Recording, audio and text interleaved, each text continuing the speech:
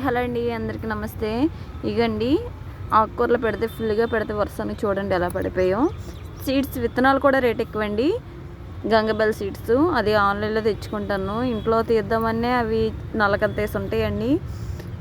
అవి తీయడానికి కూడా చాలా కష్టం. ఒక టబ్బాలో ఉంచేయాలి సీడ్స్ కోసం. అలాగైనా మనకు సరిపడిగా రావండి. ఇక్కడ ఇంత ఫుల్గా వచ్చి ఇందులో గల్జీరి వచ్చిందండి, తెల్ల గల్జీరి తినేదండి.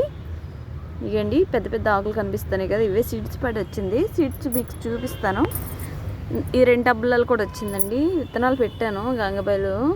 ఇందులో చూసారా, ఇవేనండి. గడ్డి కూడా స్పీడ్గా వస్తుందండి. దీన్ని పునర్నవ కూడా అంటారండి. ఇగోండి విత్తనాలు. ఈ పక్కన మొక్క ఉంది, మీకు చూపిస్తాను ఒక్క నిమిషం.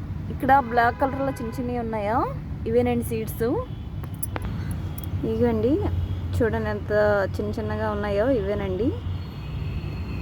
ఓకే అండి, బాయ్.